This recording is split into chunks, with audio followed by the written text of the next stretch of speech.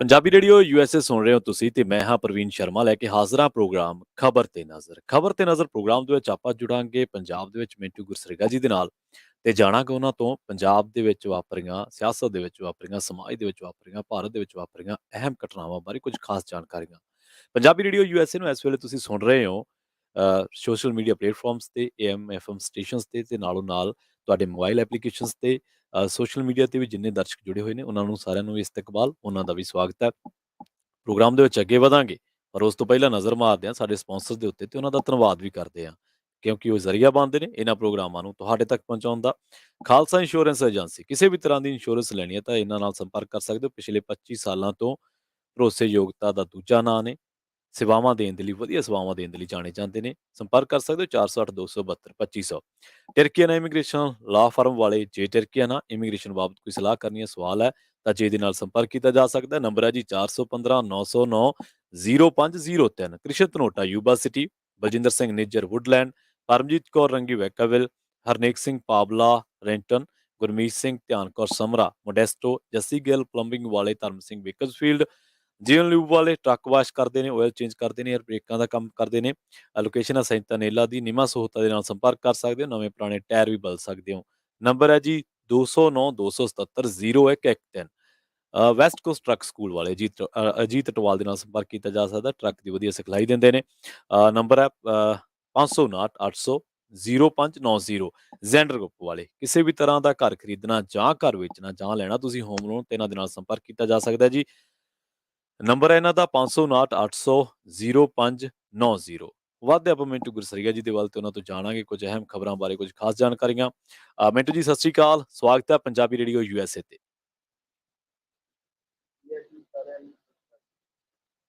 ਜੀ ਮਿੰਟੂ ਜੀ, ਪਹਿਲੀ ਖਬਰ ਵੱਲ ਵਧੀਏ।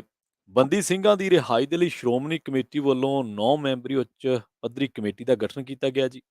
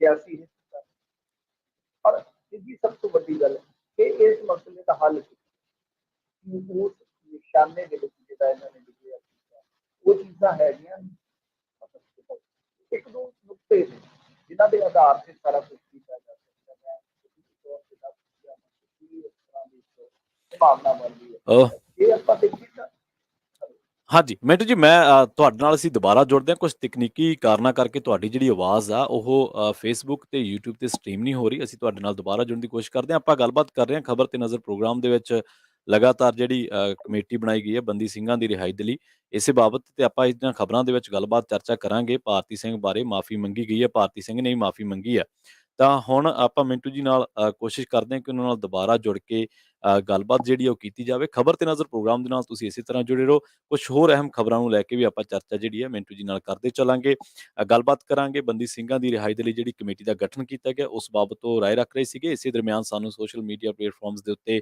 ਕੁਝ ਦਰਸ਼ਕਾਂ ਨੇ ਇਹ ਕਿਹਾ ਕਿ ਜਿਹੜੀ ਸਾਊਂਡ ਉਹਨਾਂ ਤੱਕ ਸਹੀ ਨਹੀਂ ਜਾ ਰਹੀ ਸੋ ਅਸੀਂ ਕੋਸ਼ਿਸ਼ ਕਰਦੇ ਹਾਂ ਕਿ ਮਿੰਟੂ ਗੁਰਸੇਗਾ ਜੀ ਨਾਲ ਜੁੜਿਆ ਜਾਵੇ ਦੁਬਾਰਾ ਤੋਂ ਤੇ ਉਹਨਾਂ ਤੋਂ ਕੁਝ ਅਹਿਮ ਖਬਰਾਂ ਬਾਰੇ ਕੁਝ ਖਾਸ ਜਾਣਕਾਰੀਆਂ ਜਿਹੜੀਆਂ ਉਹ ਲਈਆਂ ਜਾਣ ਭਾਰਤੀ ਸਿੰਘ ਨੇ ਜਿਹੜੀ ਕੱਲ ਟਿੱਪਣੀ ਕੀਤੀ ਆ ਸਿੱਖਾਂ ਦੇ ਉੱਤੇ ਖਾਸ ਕਰਕੇ ਕੇਸਾਂ ਨੂੰ ਲੈ ਕੇ ਉਸ ਬਾਬਤ ਵੀ ਉਹਨਾਂ ਦੇ ਨਾਲ ਗੱਲਬਾਤ ਕਰਾਂਗੇ ਕੁਝ ਹੋਰ ਵੀ ਅਹਿਮ ਖਬਰਾਂ ਨੇ ਜਿਨ੍ਹਾਂ ਨੂੰ ਲੈ ਕੇ ਗੱਲਬਾਤ ਕਰਾਂਗੇ ਤਾਂ ਨਾਲ ਨਾਲ ਤੁਹਾਨੂੰ ਇਹ ਵੀ ਦੱਸਦੇ ਚੱਲੀਏ ਕਿ ਪੰਜਾਬੀ ਰੇਡੀਓ USA ਨੇ ਕੱਲ ਫ੍ਰੈਜ਼ਨੋ ਦੇ ਵਿੱਚ ਜਿਹੜਾ ਗਦਰੀ ਬਾਬਿਆਂ ਦੀ ਯਾਦ ਦੇ ਵਿੱਚ ਮੇਲਾ ਕਰਵਾਇਆ ਗਿਆ ਉਹ ਵੀ ਤੁਸੀਂ ਜਾ ਕੇ ਫੇਸਬੁੱਕ YouTube ਤੇ ਦੇਖ ਸਕਦੇ ਹੋ ਇਸ ਵੇਲੇ ਤੁਸੀਂ ਖਬਰ ਤੇ ਨਜ਼ਰ ਪ੍ਰੋਗਰਾਮ ਦੇ ਵਿੱਚ ਜੁੜੇ ਹੋਏ ਹੋ ਅਸੀਂ ਮਿੰਟੂ ਗੁਰਸੇਗਾ ਜੀ ਦੇ ਨਾਲ ਚੰਦ ਸੈਕਿੰਡਾਂ ਦੇ ਵਿੱਚ ਜੁੜਨ ਦੀ ਕੋਸ਼ਿਸ਼ ਕਰਾਂਗੇ ਤੁਸੀਂ ਜੁੜੇ ਰਹੋ ਪੰਜਾਬੀ ਰੇਡੀਓ USA ਦੇ ਨਾਲ ਆਪਾਂ ਜਦੋਂ ਗੱਲਬਾਤ ਕਰ ਰਹੇ ਸੀਗੇ ਬੰਦੀ ਸਿੰਘਾਂ ਦੀ ਰਿਹਾਈ ਦੇ ਲਈ ਜਿਹੜੀ ਆ ਉਹ ਕਮੇਟੀ ਦਾ ਗਠਨ ਕੀਤਾ ਗਿਆ ਉਸ ਬਾਬਤ ਤੋਂ ਗੱਲਬਾਤ ਕਰ ਰਹੇ ਸੀਗੇ ਇਸੇ ਦਰਮਿਆਨ ਆਪਣਾ ਉਹਨਾਂ ਦੇ ਨਾਲ ਜਿਹੜਾ ਸੰਪਰਕ ਸੀਗਾ ਉਹ ਨਹੀਂ ਹੋ ਪਾ ਰਿਹਾ ਸੀਗਾ ਤਾਂ ਹੁਣ ਉਸ ਤੋਂ ਬਾਅਦ ਜਿਹੜੇ ਦਰਸ਼ਕ ਜੁੜੇ ਸਾਡੇ ਨਾਲ ਸੋਸ਼ਲ ਮੀਡੀਆ ਤੇ ਖਾਸ ਕਰਕੇ ਫੇਸਬੁੱਕ ਤੇ YouTube ਤੇ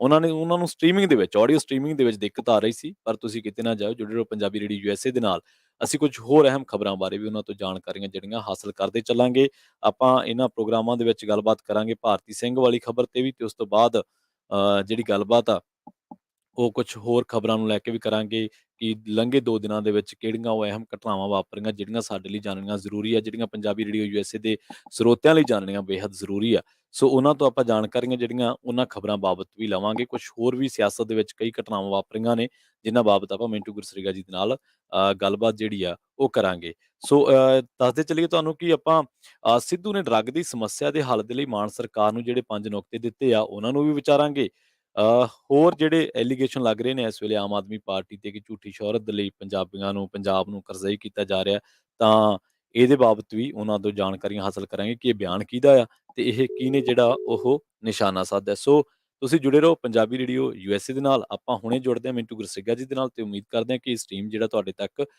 ਸਹੀ ਪਹੁੰਚ ਰਿਹਾ ਹੋਊਗਾ ਤਾਂ ਇੱਕ ਵਾਰੀ ਮਿੰਟੂ ਜੀ ਨੂੰ ਦੁਬਾਰਾ ਜੋੜਦੇ ਹਾਂ ਮਿੰਟੂ ਜੀ ਸਤਿ ਸ਼੍ਰੀ ਅਕਾਲ ਜੀ ਜੀ ਜੀ ਮਿੰਟੂ ਜੀ ਅਗਲੀ ਖਬਰ ਦੇ ਵੱਲ ਜੇਕਰ ਆਪਾਂ ਵਧੀਏ ਤਾਂ ਭਾਰਤੀ ਸਿੰਘ ਨੇ ਇੱਕ ਬੜੀ ਭੱਦੀ ਟਿੱਪਣੀ ਕੀਤੀ ਭਾਰਤੀ ਸਿੰਘ ਨੂੰ ਨੋ ਡਾਊਟ ਕੀ ਸ਼ੋਹਰਤ ਮਿਲੀ ਹੈ ਕਾਮੇਡੀ ਦੇ ਨਾਲ ਜੁੜੇ ਹੋਏ ਨੇ ਪਰ ਹੁਣ ਦੱਸਦੇ ਬੀਬੀ ਨੇ ਮਾਫੀ ਮੰਗ ਲਈ ਹੈ ਜੀ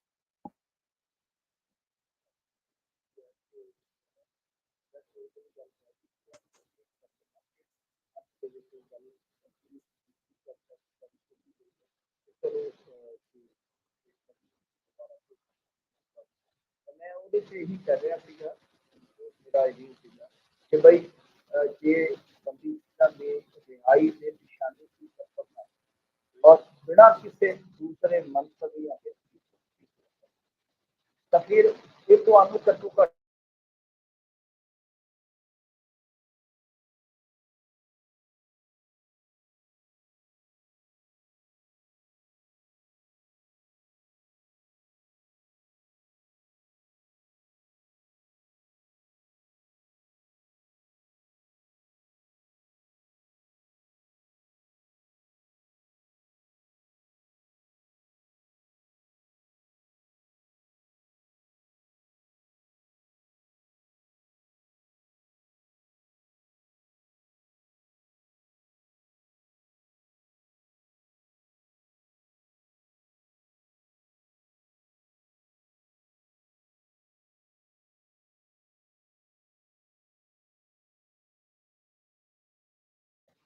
गलतियों से सोशल मीडिया पे भी मगर बैठे हुए में लोग ਤੋਂ ਇਲਾਵਾ ਐਸਜੀਪੀਸੀ ਵਾਲੇ ਕਹਿੰਦੇ ਕਿ ਪਰਚਾ ਦਰਜ ਕਰਵਾਉਣਾ। ਮੈਨੂੰ ਨਹੀਂ ਲੱਗਦਾ ਕਿ ਇਸ ਗੱਲ ਨੂੰ ਜ਼ਿਆਦਾ ਕਿਸਮ ਦਾ ਦੁੱਖ ਬਣਦਾ। ਜਦੋਂ ਮੈਂ ਮਾਫੀ, ਉਹ ਤਾਂ ਹਾਲਾਂਕਿ ਕਹਿੰਦੀ ਕਿ ਮੇਰਾ ਕੋਈ, ਹਾਲਾਂਕਿ ਮੈਂ ਨਹੀਂ ਦੇਖੀ ਉਹ ਵੀਡੀਓ, ਉਹਦੇ ਵਿੱਚ ਕੀ ਕੁਛ ਕਹਿ ਰਹੀ ਹੈ, ਤੁਸੀਂ ਜੇ ਅੱਜ ਮਾਫੀ ਦੀ ਵੀਡੀਓ ਉਹਦੀਆਂ ਖਬਰਾਂ ਚੱਲੀਆਂ ਤੇ ਉਹਦੀ ਜਿਹੜੀ ਟੈਕਸ ਸਾਰੀ ਵੀਡੀਓ ਆਈ ਹੈ ਮੀਡੀਆ ਦੇ ਵਿੱਚ, ਕਹਿਣ ਦਾ ਮਤਲਬ ਇਹ ਹੈ ਕਿ ਸਰਕਾਰ ਵਿੱਚੋਂ ਸਫਾਈ ਦੇ ਕੇ ਕਹਿ ਰਹੀ ਹੈ ਕਿ ਮੈਂ ਬਈ ਇੱਕ ਸਿਰਫ ਕਮੇਟੀ ਵਾਸਤੇ ਆਪ ਦੀ ਦੇਖ ਕੇ ਮੈਂ ਉਸ ਚੀਜ਼ ਦੀ ਮਾਫੀ ਮੰਗ ਲਈ। ਤਾਂ ਜਦੋਂ ਮਾਫੀ ਮੰਗ ਲਈ, ਚਾਹੇ ਉਹ ਜੋ ਮਰਜ਼ੀ ਸਫਾਈ ਦੀ, ਫਿਰ ਮੈਨੂੰ ਨਹੀਂ ਲੱਗਦਾ ਕਿ ਸੋਸ਼ਲ ਮੀਡੀਆ ਇਸ ਤਰ੍ਹਾਂ ਦੀ ਹੋ ਰਹੀ ਹੈ। ਇਸ ਤੋਂ ਇਲਾਵਾ ਐਸਜੀਪੀਸੀ ਜਿਸ ਤਰ੍ਹਾਂ ਕਹਿ ਰਹੀ ਹੈ ਕਿ ਅਸੀਂ ਉਹਦੇ 'ਤੇ ਮੁਕੱਦਮਾ ਕਰਵਾਵਾਂਗੇ। ਦੇਖੋ, ਮੈਨੂੰ ਲੱਗਦਾ ਕਿ ਜਦੋਂ ਮਾਫੀ ਮੰਗ ਲਈ ਕਿਸੇ ਨੇ, ਫਿਰ ਕੋਈ ਗੱਲ ਰਹਿ ਨਹੀਂ ਜਾਂਦੀ। ਕਾਨੂੰਨੀ ਰਸਤਾ ਤਾਂ ਅਖਤਿਆਰ ਕਰਨ ਦੀ ਜ਼ਰੂਰਤ ਹੁੰਦੀ ਹੈ ਕਿ ਕੋਈ ਬੰਦਾ ਮੇਰੇ ਖਿਆਲ ਦੇ ਨਾਲ ਇਸ ਗੱਲ ਨੂੰ ਨਿਬੇੜ ਦੇਣਾ ਚਾਹੀਦਾ। ਹੋ ਜਾਂਦੀ ਹੈ, ਗਲਤੀ ਹੋ ਜਾਂਦੀ ਹੈ, ਪਹੁੰਚੀ ਹੈ, ਮੈਂ ਉਹਦੇ ਵਾਸਤੇ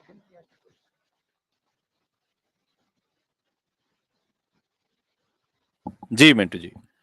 ਸੋ ਹਜੇ ਵੀ ਜਿਹੜੀ ਆਡੀਓ ਦਿੱਕਤ ਆ ਕਈ ਦਰਸ਼ਕਾਂ ਨੂੰ ਸੋਸ਼ਲ ਮੀਡੀਆ ਤੇ ਆ ਰਹੀ ਆ। ਅਸੀਂ ਕੋਸ਼ਿਸ਼ ਕਰਦੇ ਹਾਂ ਕਿ ਉਹਨੂੰ ਰਿਮੂਵ ਕੀਤਾ ਜਾਵੇ। ਗੱਲਬਾਤ ਕਰਦੇ ਰਹਾਂਗੇ ਮਿੰਟੂ ਗੁਰਸਰੇਗਾ ਜੀ ਦੇ ਨਾਲ। ਤੁਸੀਂ ਬਣੇ ਰਹੋ ਪੰਜਾਬੀ ਰੇਡੀਓ ਯੂਐਸਏ ਦੇ ਪ੍ਰੋਗਰਾਮ ਖਬਰ ਤੇ ਨਜ਼ਰ ਦੇ ਨਾਲ। ਇਸ ਵੇਲੇ ਮੈਂ ਪ੍ਰਵੀਨ ਸ਼ਰਮਾ ਲੈ ਕੇ ਹਾਜ਼ਰ ਹਾਂ ਪ੍ਰੋਗਰਾਮ ਖਬਰ ਤੇ ਨਜ਼ਰ। ਕੁਝ ਹੋਰ ਅਹਿਮ ਖਬਰਾਂ ਤੇ ਆਪਾਂ ਝਾਤ ਮਾਰਦੇ ਚੱਲਾਂਗੇ। ਗੱਲਬਾਤ ਕਰਾਂਗੇ ਕੈਲੀਫੋਰਨੀਆ ਦੇ ਨਾਲ ਜੁੜੀ ਇੱਕ ਖਬਰ ਤੋਂ ਸ਼ੁਰੂਆਤ ਕਰਾਂਗੇ। ਕੈਲੀਫੋਰਨੀਆ ਦੇ ਵਿੱਚ ਚਰਚ ਤੇ ਹਮਲਾ ਹੋਣ ਦੀ ਖਬਰ ਆ ਰਹੀ ਹੈ। ਲਗੂਨਾ ਵੁੱਡ ਦੇ ਇਲਾਕੇ ਦੇ ਵਿੱਚੋਂ ਚਰਚ ਦੇ ਵਿੱਚ ਅੱਧਖੜ ਬੰਦੇ ਵੱਲੋਂ ਗੋਲੀਆਂ ਚਲਾਈਆਂ ਗਈਆਂ ਤੇ ਇਹਨਾਂ ਗੋਲੀਆਂ ਦੇ ਵਿੱਚ ਇੱਕ ਬੰਦੇ ਦੀ ਮੌਤ ਹੋ ਗਈ ਆ ਤੇ ਜਦਕਿ 5 ਜਣੇ ਜਿਹੜੇ ਆ ਉਹ ਜ਼ਖਮੀ ਦੱਸੇ ਗਏ ਨੇ। ਇਹ ਪਤਾ ਲੱਗਿਆ ਵੀ ਚਰਚ ਦੇ ਵਿੱਚ ਦੁਪਹਿਰ ਦੇ ਖਾਣੇ ਤੋਂ ਬਾਅਦ ਪ੍ਰਾਰਥਨਾ ਚੱਲ ਰਹੀ ਸੀਗੀ ਤੇ ਉਸੇ ਦਰਮਿਆਨ ਇਹ ਜਿਹੜਾ ਹਾਦਸਾ ਉਹ ਵਾਪਰਿਆ। ਤਾਂ ਕੈਲੀਫੋਰਨੀਆ ਦੇ ਵਿੱਚ ਜਿਹੜੀ ਏਸ਼ੀਅਨ ਖਿੱਤੇ ਦੇ ਨਾਲ ਲੱਗਦੇ ਸੰਬੰਧਿਤ ਕਿਸੇ ਬੰਦੇ ਨੇ ਗੋਲੀਆਂ ਚਲਾਈਆਂ। ਇਹ ਖਬਰਾਂ ਮੁੱਢਲੇ ਤੌਰ ਤੇ ਆ ਰਹੀਆਂ ਨੇ। ਤਾਂ ਪੁਲਿਸ ਅਧਿਕਾਰੀਆਂ ਨੇ ਇਹ ਜਾਣਕਾਰੀ ਦਿੱਤੀ ਹੈ ਕਿ ਜਦੋਂ ਮੌਕੇ ਤੇ ਪੁੱਜੇ ਤਾਂ ਮੌਜੂਦ ਲੋਕਾਂ ਨੇ ਹਮਲਾਵਰ ਨੂੰ ਉਦੋਂ ਤੱਕ ਕਾਬੂ ਜਿਹੜਾ ਉਹ ਕਰ ਲਿਆ ਸੀਗਾ। ਸੋ ਇਸੇ ਤਰ੍ਹਾਂ ਆਪਾਂ ਗੱਲਬਾਤ ਕਰਦੇ ਚੱਲਾਂਗੇ ਦੇਸ਼ ਦੁਨੀਆ ਦੇ ਨਾਲ ਜੁੜੀਆਂ ਕੁਝ ਅਹਿਮ ਖਬਰਾਂ ਬਾਰੇ। ਕੈਲੀਫੋਰਨੀਆ ਤੋਂ ਖਬਰ ਆਈ ਹੈ ਕਿ ਜਿਹੜੇ ਬੰਦੇ ਨੇ ਚਰਚ ਤੇ ਹਮਲਾ ਕੀਤਾ ਸੀਗਾ ਉਹ ਬੰਦਾ ਜਿਹੜਾ ਉਹ ਕਾਬੂ ਕਰ ਲਿਆ ਗਿਆ। ਇੱਥੇ ਆਪਾਂ ਰੁਕਦੇ ਹਾਂ ਇੱਕ ਛੋਟੇ ਜਿਹੇ ਬ੍ਰੇਕ ਦੇ ਲਈ। ਤੁਸੀਂ ਕਿਤੇ ਨਾ ਜਾਓ, ਜੁੜੇ ਰਹੋ ਪੰਜਾਬੀ ਰੇਡੀਓ ਯੂਐਸਏ ਦੇ ਨਾਲ ਤੇ ਆਪਾਂ ਉਸ ਤੋਂ ਬਾਅਦ ਬ੍ਰੇਕ ਤੋਂ ਪਾਰ ਵੀ ਪ੍ਰੋਗਰਾਮ ਦੇ ਵਿੱਚ ਹੋਰ ਅਹਿਮ ਖਬਰਾਂ ਬਾਰੇ ਖਬਰ ਤੇ ਨਜ਼ਰ ਪ੍ਰੋਗਰਾਮ ਦੇ ਵਿੱਚ ਤੁਹਾਨੂੰ ਜਾਣਕਾਰੀਆਂ ਦਿੰਦੇ ਚੱਲਾਂਗੇ। ਬਣੇ ਰਹੋ ਪੰਜਾਬੀ ਰੇਡੀਓ ਯੂਐਸਏ ਦੇ ਨਾਲ। ਅਸੀਂ ਹੁਣੇ ਪਰਤਾਂਗੇ ਇੱਕ ਛੋਟੀ ਜਿਹੀ ਬ੍ਰੇਕ ਤੋਂ ਬਾਅਦ।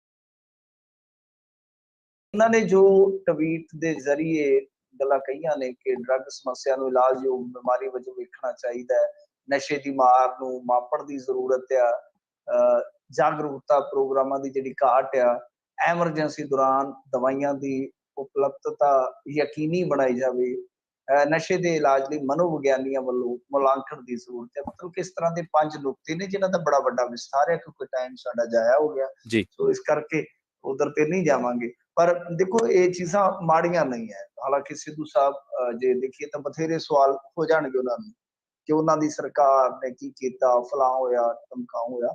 ਪਰ ਇਹ ਗੱਲਾਂ ਅੱਛੀਆਂ ਨੇ ਕਿ ਜਦੋਂ ਤੁਸੀਂ ਕਿਸੇ ਜੜ ਤੱਕ ਪਹੁੰਚਣਾ ਹੈ, ਕਿਸੇ ਦੀ ਬਿਮਾਰੀ ਖਤਮ ਕਰਨੀ ਹੈ, ਤਾਂ ਫਿਰ ਇਹਨਾਂ ਚੀਜ਼ਾਂ ਦਾ ਧਿਆਨ ਤੇ ਰੱਖਣਾ ਪਏਗਾ। ਤੇ ਹੋਰ ਵੀ ਮੇਰੇ ਖਿਆਲ ਦੇ ਨਾਲ ਜੇ ਏਡੀ ਵੱਡੀ ਲੜਾਈ ਕਹਿ ਲਓ ਕਿ ਅਸੀਂ ਲੜਨ ਜਾ ਰਹੇ ਹਾਂ, ਜੀ ਤਾਂ ਮੇਰੇ ਖਿਆਲ ਦੇ ਨਾਲ ਸੁਝਾਅ ਤੇ ਪੂਰੀ ਦੁਨੀਆ ਚੋਂ ਲੈ ਲੈਣੇ ਚਾਹੀਦੇ ਆ। ਜੇ ਦਿੱਲੀ ਵਾਲਿਆਂ ਨਾਲ ਨੌਲੇਜ ਸ਼ੇਅਰਿੰਗ ਸਮਝੌਤੇ ਹੋ ਸਕਦੇ ਤੇ ਜਿਹੜੇ ਪੰਜਾਬ ਦੇ ਜੰਮੇ ਜਾਏ ਉਹਨਾਂ ਤੋਂ ਵੀ ਸ਼ੇਅਰਿੰਗ ਹੋ ਜਾਣੀ ਚਾਹੀਦੀ, ਕੋਈ ਚੱਕਰ ਨਹੀਂ ਹੈਗਾ। ਜੀ ਜੀ ਅੱਛਾ, ਚੰਦੂ ਮਾਜਰਾ ਸਾਹਿਬ ਕਹਿ ਰਹੇ ਆ ਮਿੰਟੂ ਜੀ ਵੀ ਝੂਠੀ ਸ਼ੋਹਰਤ ਦੇ ਲਈ ਲੋਕਾਂ ਨੂੰ ਉਜਾੜ ਰਹੀ ਹੈ ਪੰਜਾਬ ਸਰਕਾਰ। ਦੇਖੋ ਇਹ ਮਸਲਾ ਜਿਹੜਾ ਉਹ ਜੁੜਿਆ ਹੋਇਆ ਜ਼ਮੀਨੀ ਜੋ ਕਬਜ਼ੇ ਨੇ, ਖਾਸ ਜੀ ਤੌਰ ਤੇ ਸਰਕਾਰੀ ਜ਼ਮੀਨ ਦੇ ਕਬਜ਼ੇ ਆ, ਤਾਂ ਉਹਨਾਂ ਦੇ ਖਿਲਾਫ ਜਿਹੜੀ ਇਹ ਸਰਕਾਰ ਦੀ ਮੁਹਿੰਮ ਚੱਲ ਰਹੀ ਆ, ਹੂੰ, ਇਹ ਇਹਦੇ ਖਿਲਾਫ ਆ। ਤਾਂ ਹੁਣ ਮਸਲਾ ਜਿਹੜਾ ਅਕਾਲੀ ਦਲ ਕਿਉਂ ਖਿਲਾਫ ਆ, ਇਹ ਤੇ ਗੱਲ ਲੱਭਣੀ ਜਿਹੜੀ ਬੜੀ ਮੁਸ਼ਕਲ ਹੈ, ਕਿਉਂਕਿ ਕਹਿ ਰਹੇ ਨੇ ਕਿ ਦੇਖੋ ਜੀ 40-50 ਸਾਲ ਤੋਂ ਜਿਹੜੀਆਂ ਉਜਾੜ ਜ਼ਮੀਨਾਂ ਪਈਆਂ ਨੇ, ਜਿਨ੍ਹਾਂ ਨੇ ਉਹਨਾਂ ਨੂੰ ਆਬਾਦ ਕੀਤਾ, ਤੁਸੀਂ ਉਹਨਾਂ ਗਰੀਬ ਕਿਸਾਨਾਂ ਨੂੰ ਕਿਉਂ ਬਰਬਾਦ ਕਰ ਰਹੇ ਹੋ। ਇਹ ਤੇ ਗੱਲ ਠੀਕ ਆ, ਇਹ ਤੇ ਗੱਲ ਠੀਕ ਆ। ਜੀ ਪਰ ਹੁਣ ਕਿਸਾਨ ਤੇ ਸੁਖਬੀਰ ਸਿੰਘ ਬਾਦਲ ਵੀ, ਕੀ ਕਰੀਏ, ਹੂੰ ਕਿਸਾਨ ਤੇ ਅਮਰਿੰਦਰ ਸਿੰਘ ਵੀ ਹੈ। ਜੀ ਇਹਨਾਂ ਦੇ ਦੋਨਾਂ ਦੇ ਫਾਰਮ ਹਾਊਸ ਕਿੱਥੇ ਨੇ, ਹੂੰ ਇਹਨਾਂ ਦੀਆਂ ਵੱਡੀਆਂ ਰਿਹਾਇਸ਼ਾਂ ਕਿੱਥੇ ਨੇ। ਜੀ ਤੇ ਕੱਲ ਨੂੰ ਜੇ ਮੰਨ ਲਓ ਇਹਨਾਂ ਦੇ ਥੱਲੇ ਕੋਈ ਨਿਕਲਾ ਵੀ ਜ਼ਮੀਨ, ਕਿਉਂਕਿ 3 ਦਿਨ ਪਹਿਲਾਂ 4 ਦਿਨ ਪਹਿਲਾਂ ਰਿਪੋਰਟ ਆ ਮੀਡੀਆ ਦੀ ਹਾਂਜੀ ਕਿ ਆਉਣ ਵਾਲੇ ਦਿਨਾਂ 'ਚ ਇਹ ਧਮਾਕੇ ਹੋ ਸਕਦੇ। ਜੀ ਕਿਤੇ ਇਹ ਤੇ ਨਹੀਂ ਹੈ ਕਿ ਪਹਿਲਾਂ ਹੀ ਰੌਲਾ ਪਾਉਣਾ ਸਟਾਰਟ ਕਰ ਦਿੱਤਾ ਹੈ।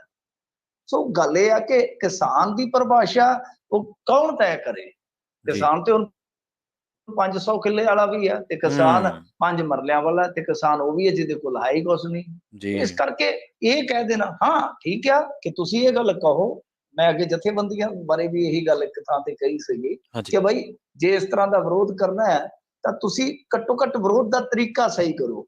ਹੂੰ ਕਿਸਾਨ ਤੇ ਜੇ ਤੁਸੀਂ ਕਹੋਗੇ ਕਿਸਾਨ ਨਾਲ ਧੱਕਾ, ਤੇ ਉਹ ਤੇ 500 ਕਿੱਲੇ ਵਾਲਾ ਵੀ ਜਿਹੜਾ ਉੱਥੇ ਉਹ ਨੱਪੀ ਬੈਠਾ ਸੀਗਾ ਜੀ ਸਿਸਮਾ ਤੇ ਸੁਖ ਵਿਲਾਸ ਦੇ ਦਰਮਿਆਨ, ਹੂੰ 200-250 ਕਿੱਲਾ 'ਚ ਕਿੰਨੀ ਜ਼ਮੀਨ ਜਿਹੜੀ ਉੱਥੇ ਪਈ ਆ, ਉਹ ਵੈਸੇ ਤੇ ਉੱਥੇ ਮੁਹਾਲੀ ਦੇ ਵਿੱਚ ਬੜੀ ਜ਼ਮੀਨ ਹੈ। ਜੀ ਉਹ ਕੌਣ ਸੀ? ਉਹਨੂੰ ਪੁੱਛ ਲਓ, ਉਹ ਵੀ ਕਿਸਾਨ ਹੈ, ਹੂੰ ਉਹ ਵੀ ਕਿਸਾਨ ਹੈ। ਜਿਹਨੇ ਪਟਿਆਲੇ ਦੇ ਵਿੱਚ 45 ਕਿੱਲੇ ਨੱਪੀ ਸੀ, ਉਹ ਵੀ ਕਿਸਾਨ ਹੈ। ਜੀ ਤਾਂ ਗੱਲ ਇਹ ਆ ਕਿ ਹਾਂ ਠੀਕ ਹੈ, ਜਿਹੜੇ ਗਰੀਬ ਨੇ ਜਿਨ੍ਹਾਂ ਨੇ ਬਾਮੁਸ਼ਕਲ ਉਸ ਜ਼ਮੀਨ ਨੂੰ ਆਬਾਦ ਕੀਤਾ, ਕੋਈ ਅੱਧਾ ਕਿੱਲਾ ਹੈ, ਕੋਈ ਕੁਛ ਕਨਾਲਾ ਹੈ, ਕੁਛ ਕਿੱਲਾ ਹੈ, ਉਹ ਉਹਨਾਂ ਦੇ ਨਾਲ ਸੈਟਲਮੈਂਟ ਉਹਨਾਂ ਦੀ ਪਾਲਿਸੀ ਲਿਆ ਕੇ ਉਹ ਕੀਤੀ ਜਾ ਸਕਦੀ ਮਲਕੀਅਤ ਦੀ। ਜੀ ਤਾਂ ਉਹਦੇ ਵਿੱਚ ਕਿ ਬਾਜ਼ਾਰੂ ਰੇਟ ਦੇ ਨਾਲੋਂ ਥੋੜੀ ਰਿਆਇਤ ਦੇ ਕੇ, ਕਿਉਂਕਿ ਸਰਕਾਰ ਦਾ ਕੰਮ ਤੇ ਹੈ ਨਾ ਕਿ ਪੈਸਾ ਹੂੰ ਜਾਂ ਉਹ ਜ਼ਮੀਨ ਜਿਹੜੀ ਵਾਪਸ ਲਈ ਜਾਵੇ, ਤਾਂ ਸਰਕਾਰ ਦੇ ਖਜ਼ਾਨੇ 'ਚ ਹੀ ਜਾਏਗਾ ਸਾਰਾ ਕੁਛ। ਸੋ ਗੱਲ ਇਹ ਆ ਕਿ ਅਕਾਲੀ ਦਲ ਬਾਦਲ ਵਿਰੋਧ ਦੇ ਵਿੱਚ ਆ ਚੁੱਕਾ ਵਾ, ਜੀ ਪਰ ਇਹ ਆ ਕਿ ਕਿਸਾਨ ਦੀ ਜਿਹੜੀ ਪਰਿਭਾਸ਼ਾ ਕੁਛ ਥੋੜੀ ਜਿਹੀ ਇਹਦੇ ਵਿੱਚ ਕਨਫਿਊਜ਼ਨ ਜ਼ਰੂਰ ਹੈ ਕਿ ਕੱਲ ਨੂੰ ਮੰਨ ਲਓ ਕੋਈ ਤਗੜਾ ਲੈਂਡਲੌਰਡ ਨਿਕਲ ਆਇਆ ਤਾਂ ਕਿਸਾਨ ਤੇ ਉਹ ਵੀ ਕਹੇਗਾ ਕਿ ਮੇਰੇ ਨਾਲ ਧੱਕਾ ਹੈ ਜੀ, ਮੈਂ ਤੇ ਕਿਸਾਨ ਹਾਂ। ਬਿਲਕੁਲ ਅੱਛਾ ਅਗਲੀ ਖਬਰ ਦੀ ਜੇ ਗੱਲ ਕਰੀਏ ਸੰਗਰੂਰ ਚੋਣ ਦੀ ਮਿੰਟੂ ਜੀ ਮਸਲਾ ਹਾਈ ਕੋਰਟ ਪਹੁੰਚ ਗਿਆ ਜੀ। ਦੇਖੋ ਮਸਲਾ ਹਾਈ ਕੋਰਟ ਇਸ ਕਰਕੇ ਪਹੁੰਚਿਆ ਏ ਕਿਉਂਕਿ ਇੱਕ ਵਕੀਲ ਸਾਹਿਬ ਜਿਹੜੇ ਆ ਉਹ ਪਟੀਸ਼ਨ ਲੈ ਕੇ ਗਏ ਨੇ। ਜੀ ਉਹਦੇ ਵਿੱਚ ਉਹਨਾਂ ਨੇ ਕੀ ਕਿਹਾ ਕਿ ਸੰਗਰੂਰ ਸੀਟ ਜਿਹੜੀ ਖਾਲੀ ਹੋਈ ਹੈ ਇਹਨੂੰ 2 ਮਹੀਨੇ ਹੋ ਗਏ ਨੇ, ਹੂੰ ਤਾਂ ਉਹਨਾਂ ਦਾ ਤਰਕ ਇਹ ਆ ਕਿ ਜਲਦੀ ਤੋਂ ਜਲਦੀ ਇਲੈਕਸ਼ਨ ਕਰਵਾ ਲੈਣਾ ਚਾਹੀਦਾ ਹੈ। ਤੇ ਜੀ ਤਰਕ ਉਹਨਾਂ ਦਾ ਇਸ ਗੱਲ ਦੇ ਆਧਾਰ ਤੇ ਆ ਕਿ ਦੇਸ਼ ਦੇ ਵਿੱਚ 14ਵੇਂ ਰਾਸ਼ਟਰਪਤੀ ਰਾਮਨਾਥ ਕੋਵਿੰਦ ਦਾ ਜਿਹੜਾ ਕਾਰਜਕਾਲ ਹੈ 24 ਜੁਲਾਈ ਨੂੰ ਖਤਮ ਹੋਣ ਜਾ ਰਿਹਾ ਹੂੰ ਤੇ ਅਜਿਹੇ ਵਿੱਚ ਦੇਸ਼ ਦੇ 15ਵੇਂ ਰਾਸ਼ਟਰਪਤੀ ਯਾਨੀ 25 ਜੁਲਾਈ ਤੋਂ ਆਪਣਾ ਕੰਮਕਾਰ ਸੰਭਾਲਣਗੇ। ਜੀ ਤਾਂ ਗੱਲ ਇਹ ਆ ਕਿ ਵੈਸੇ ਤੇ ਉਹਨਾਂ ਨੇ ਜਿਹੜੀ ਗੱਲ ਕਹੀ ਹੈ ਬੜੀ ਨੁਕਤੇ ਦੀ ਗੱਲ ਹੈ, ਜਿਹੜੀ ਉਹ ਗੱਲ ਕਹਿਣੀ ਚਾਹ ਰਹੇ ਆ ਕਿ ਦੇਖੋ ਜਿਹੜਾ ਸਾਡਾ ਸੰਵਿਧਾਨ ਹੈ ਉਹਦੇ ਆਰਟੀਕਲ 54 ਦੇ ਅਨੁਸਾਰ ਰਾਸ਼ਟਰਪਤੀ ਦਾ ਜਿਹੜਾ ਇਲੈਕਸ਼ਨ ਹੁੰਦਾ ਹੈ ਉਹਦੇ ਵਿੱਚ ਸਾਰੇ ਜਿਹੜੇ ਮੈਂਬਰ ਪਾਰਲੀਮੈਂਟ ਹੁੰਦੇ ਆ ਜਾਂ ਰਾਜ ਸਭਾ ਦੇ ਜਾਂ ਲੋਕ ਸਭਾ ਦੇ ਕੇਂਦਰ ਸ਼ਾਸਿਤ ਪ੍ਰਦੇਸ਼ਾਂ ਦੇ ਜਾਂ ਜਿਹੜੇ ਹੋਰ ਵਿਧਾਇਕ ਹੁੰਦੇ ਆ ਉਹ ਸਾਰੇ ਹਿੱਸਾ ਲੈਂਦੇ। ਤਾਂ ਹੂੰ ਮਤਲਬ ਕਿ ਜੇ ਆਪਾਂ 6 ਮਹੀਨੇ ਦਾ ਵਕਫਾ ਮੰਨ ਕੇ ਚੱਲੀਏ ਕਿ 6 ਮਹੀਨਿਆਂ ਨੂੰ ਇਲੈਕਸ਼ਨ ਹੋਏਗਾ, ਤਾਂ 2 ਹੋਏ, ਅਗਲੇ 4 ਤੇ ਫਿਰ ਬਹੁਤ ਪਏ, ਇਹਦਾ ਮਤਲਬ ਕਿ 8ਵਾਂ 9ਵਾਂ ਮਹੀਨਾ ਚੜ ਜਾਏਗਾ। ਤਦ ਤੱਕ ਇਹ ਜਿਹੜੀ ਇਲੈਕਸ਼ਨ ਹੈ ਰਾਸ਼ਟਰਪਤੀ ਵਾਲੀ, ਇਹ ਨਿਕਲ ਚੁੱਕੀ ਹੋਏਗੀ। ਤਾਂ ਉਹਨਾਂ ਨੇ ਜਿਹੜਾ ਨੁਕਤਾ ਫੜਿਆ ਹੈ ਗਜ਼ਬ ਦਾ ਨੁਕਤਾ, ਜੀ ਕਿਉਂਕਿ ਉਹਦੇ ਵਿੱਚ ਇਹ ਹੈ ਕਿ ਜਿਹੜਾ ਸਾਡਾ ਇੱਥੋਂ ਸੰਗਰੂਰ ਤੋਂ ਮੈਂਬਰ ਪਾਰਲੀਮੈਂਟ ਚੁਣਿਆ ਜਾਣਾ, ਚਾਹੇ ਉਹ ਏਬੀਸੀ ਕਿਸੇ ਵੀ ਪਾਰਟੀ ਦਾ ਹੋਵੇ, ਹੂੰ ਤਾਂ ਉਹ ਉਸ ਇਲੈਕਸ਼ਨ 'ਚ ਭਾਗ ਨਹੀਂ ਲੈ ਸਕੇਗਾ ਜੋ ਹੋਣਾ ਹੈ ਰਾਸ਼ਟਰਪਤੀ। ਜੀ ਜੀ ਜੀ ਠੀਕ ਹੈ ਜੀ। ਸੀਚੇਵਾਲ ਸਾਹਿਬ ਹੁਣ ਬਿਸਤ ਦੁਆਬ ਦੇ ਪਾਣੀ ਦਾ ਮੁੱਦਾ ਜਿਹੜਾ ਉਹ ਉਹਨਾਂ ਨੇ ਉਭਾਰਿਆ ਜੀ ਮਿੰਟੂ ਜੀ। ਹਾਂਜੀ, ਦੇਖੋ ਇਹ ਬੜਾ ਅਜੀਬੋ-ਗਰੀਬ ਹੈ ਜੀ ਕਿ ਸਾਡੀਆਂ ਨਹਿਰਾਂ ਜਿਹੜੀਆਂ ਨੇ, ਉਹ ਨਹਿਰਾਂ ਦਾ ਪਾਣੀ ਗਾਇਬ ਹੋ ਗਿਆ। ਹੂੰ ਵੈਸੇ ਤੇ ਅੱਗੇ ਸਕੂਲਾਂ ਦਾ ਪਾਣੀ ਹੁੰਦਾ ਸੀ, ਸਕੂਲ ਦੀ ਵਾਰੀ ਵੱਜੀ ਹੁੰਦੀ ਸੀਗੀ। ਜੀ ਉਹ ਪਤਾ ਨਹੀਂ ਕਿਵੇਂ ਨਹਿਰੀ ਪਾਣੀ ਜਿਹੜੇ ਉਹਨਾਂ ਦੇ ਗਾਇਬ ਹੋ ਗਏ, ਕਿੱਧਰ ਟੁੱਟ ਗਈਆਂ ਵਾਰੀਆਂ, ਕਿਹੜੇ ਲੈ ਗਏ। ਹੂੰ, ਤਾਂ ਇਸੇ ਤਰ੍ਹਾਂ ਇਸ ਨਹਿਰ ਦਾ ਜਿਹੜਾ ਪਾਣੀ ਹੈ, ਕਹਿੰਦੇ ਕਿ ਸਰਕਾਰੀ ਰਿਕਾਰਡ ਦੇ ਮੁਤਾਬਕ ਸਿੰਚਾਈ ਲਈ 1452 ਕਿਊਸਿਕ ਪਾਣੀ ਮਿਲਦਾ ਹੈ। ਜੀ ਤਾਂ 1452 ਕਿਊਸਿਕ ਪਾਣੀ ਜਾ ਕਿੱਥੇ ਰਿਹਾ ਹੈ? ਇਹ ਦੁਆਬੇ ਦੇ ਕਿਸਾਨ ਕੋਲ ਤੇ ਆ ਹੀ ਨਹੀਂ ਰਿਹਾ। ਹੂੰ ਤਾਂ ਹੁਣ ਉਹ ਜਾ ਕਿੱਥੇ ਰਿਹਾ, ਇਹਦਾ ਜਵਾਬ ਉਹ ਕਹਿੰਦੇ ਵੀ ਕਿਸੇ ਨੂੰ ਨਹੀਂ ਮਿਲ ਕਿਸੇ ਨੂੰ ਨਹੀਂ ਮਿਲ ਰਿਹਾ। ਜੀ ਉਹ ਕਿਸੇ ਕੋਲੋਂ ਵੀ ਨਹੀਂ ਮਿਲ ਰਿਹਾ ਤੇ ਕਿਸੇ ਨੂੰ ਵੀ ਨਹੀਂ ਮਿਲ ਰਿਹਾ। ਤੇ ਇਹ ਬੜਾ ਸੋਚਣ ਵਿਚਾਰਨ ਵਾਲਾ ਵਿਸ਼ਾ ਹੈ ਕਿ ਇੱਕ ਐਸੀ ਧਰਤੀ ਜਿਹਨੂੰ ਦਰਿਆਵਾਂ ਦੀ ਧਰਤੀ ਕਿਹਾ ਜਾਂਦਾ ਹੈ, ਤਾਂ ਉਹਦੀ ਜਿਹੜੀ ਪਾਣੀ ਦੀ ਜ਼ਿੰਦਗੀ ਹੈ, ਉਹ ਬੜੀ ਥੋੜੀ ਦੱਸੀਦੀ ਹੈ। ਜੀ ਤੇ ਕਮਾਲ ਦੀ ਗੱਲ ਹੈ ਕਿ ਜਿਸ ਪਾਣੀ ਨੇ ਸਾਨੂੰ ਕੁਛ ਨਾ ਕੁਛ ਬਚਾਉਣਾ ਹੈ, ਕੁਛ ਨਾ ਕੁਛ ਸਪੋਰਟ ਕਰਨਾ ਹੈ, ਹੂੰ ਤਾਂ ਉਹ ਪਾਣੀ ਜਿਹੜਾ ਹੈ ਉਹ ਕਿੱਧਰ ਵਗੀ ਜਾਂਦਾ ਕਿਸੇ ਨੂੰ ਪਤਾ ਹੀ ਨਹੀਂ। ਹੂੰ ਚੈੱਕ ਕਰਨਾ ਚਾਹੀਦਾ ਹੈ। ਮੈਂ ਤੇ ਕਹਿੰਦਾ ਕਿ ਕੀ ਇਹ ਪਾਣੀ ਪੰਜਾਬ ਦੇ ਵਿੱਚ ਹੀ ਆ, ਕਿਤੇ ਹੋਰ ਤਾਂ ਨਹੀਂ ਸਿਆਪਾ ਕਿ ਨਹਿਰਾਂ ਦੇ ਵਾਰ ਕੱਢੇ ਆ ਇਹਨਾਂ ਨੇ, ਜੀ ਕਿਤੇ ਗਾਂ ਦੇਈ ਜਾਂਦੇ ਹੋਣ, ਇਹਨਾਂ ਦਾ ਕੀ ਪਤਾ।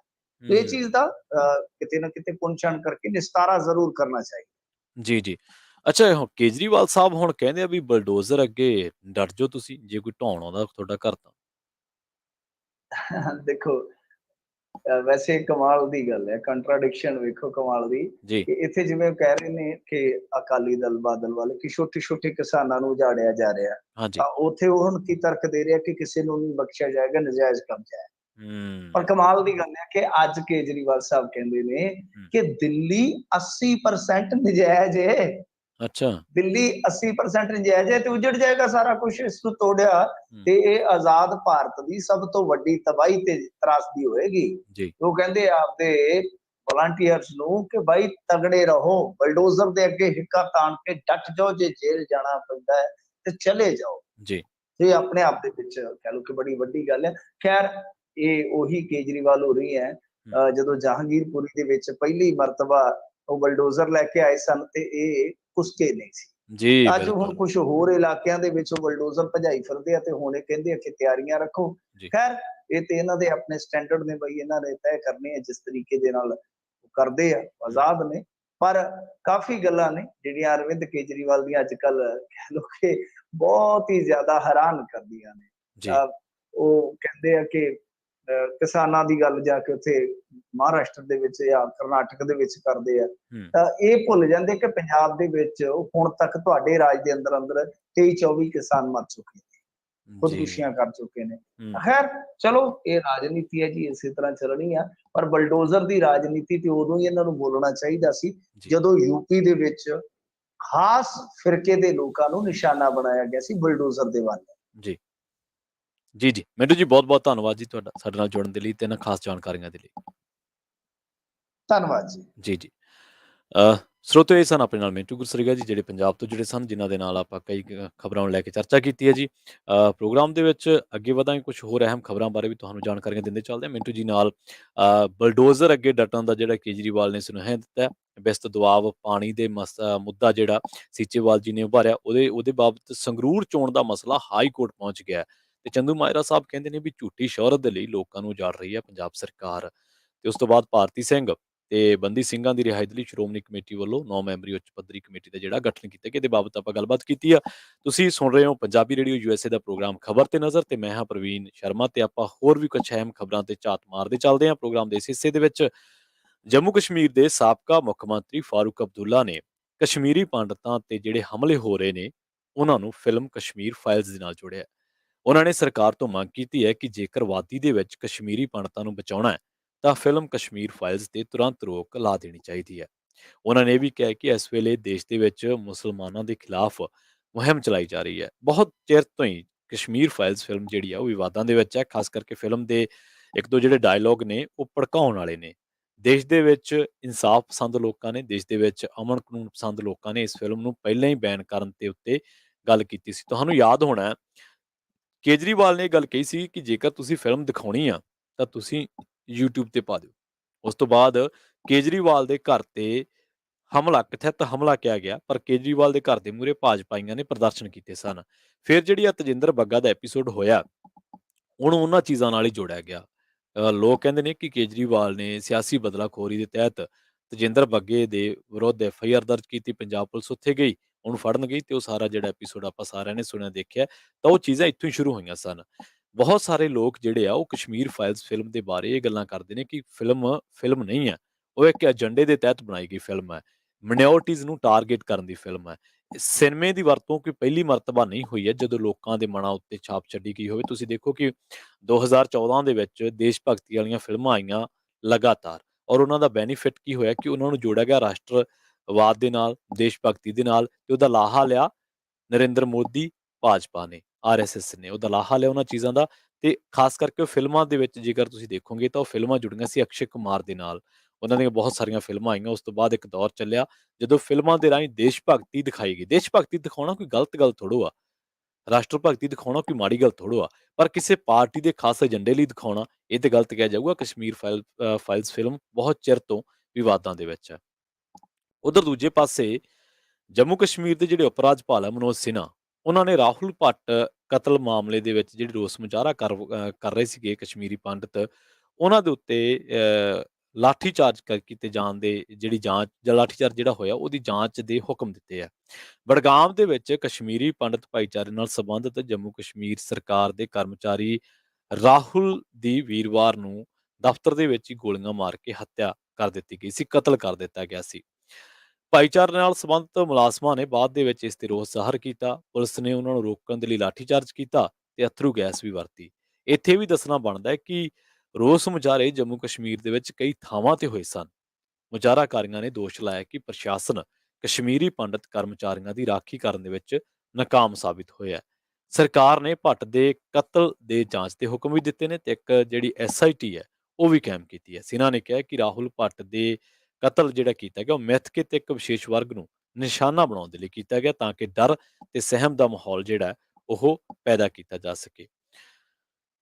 ਉਧਰ ਦੂਜੇ ਪਾਸੇ ਕਾਂਗਰਸ ਦੀ ਗੱਲ ਕਰਦੇ ਚੱਲਦੇ ਹਾਂ।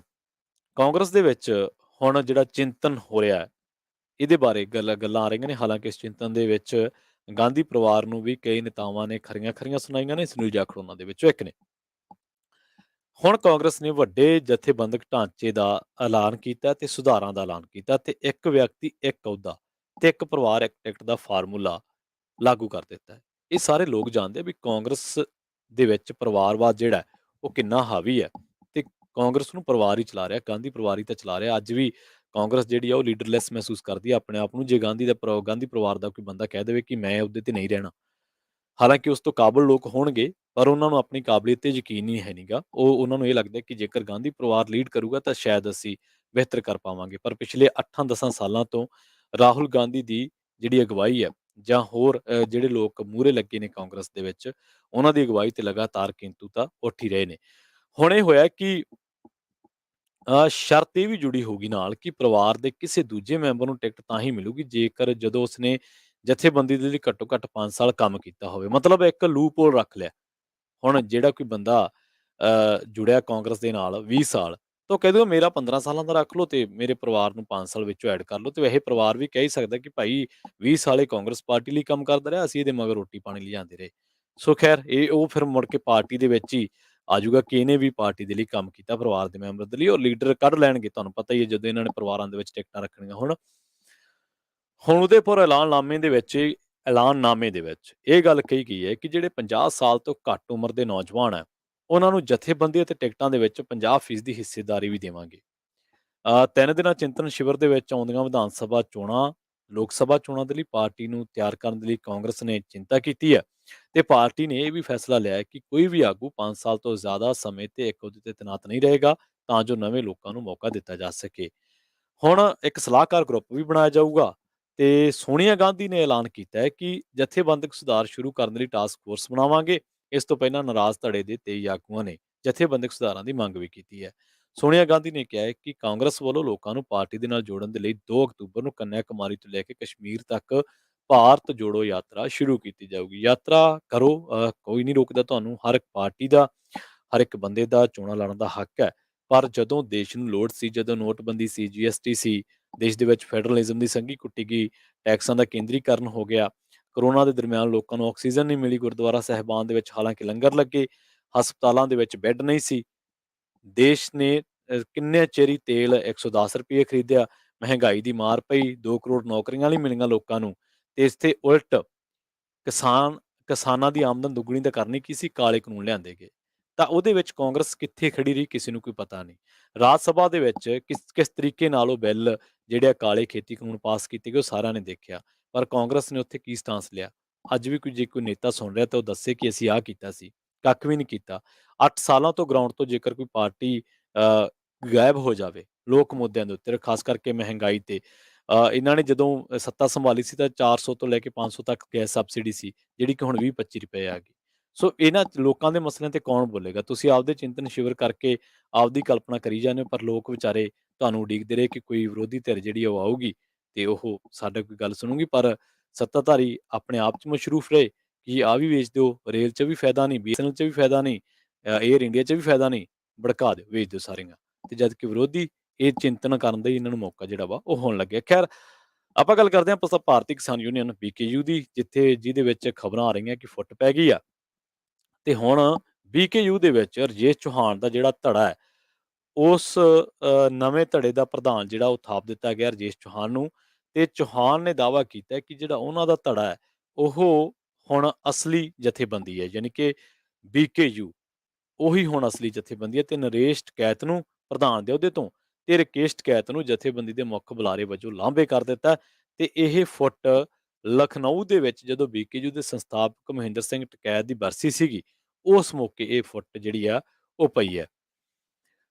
ਰਾਜੇਸ਼ ਚੌਹਾਨ ਨੇ, ਜਿਹੜੇ ਨਵੇਂ ਬਣੇ ਪ੍ਰਧਾਨ ਨੇ, ਉਹਨਾਂ ਨੇ ਇਹ ਪੱਤਰਕਾਰਾਂ ਨਾਲ ਗੱਲਬਾਤ ਕਰਦਿਆਂ ਦੱਸਿਆ ਹੈ ਕਿ ਜਿਹੜੇ ਟਕੈਤ ਭਰਾ ਹੈ, ਉਹਨਾਂ ਨੇ ਜਥੇਬੰਦੀ ਦਾ ਸਿਆਸੀਕਰਨ ਕਰ ਦਿੱਤਾ। ਉਹਨਾਂ ਨੇ ਦੋਸ਼ ਲਾਏ ਜੋ ਕਿਸਾਨਾਂ ਨੂੰ ਮਨਜ਼ੂਰ ਨਹੀਂ ਹੈ। ਉਹਨਾਂ ਨੇ ਕਿਹਾ ਕਿ ਅਸੀਂ ਗੈਰ ਸਿਆਸੀ ਜਥੇਬੰਦੀਆਂ ਤੇ ਰਹਾਂਗੇ।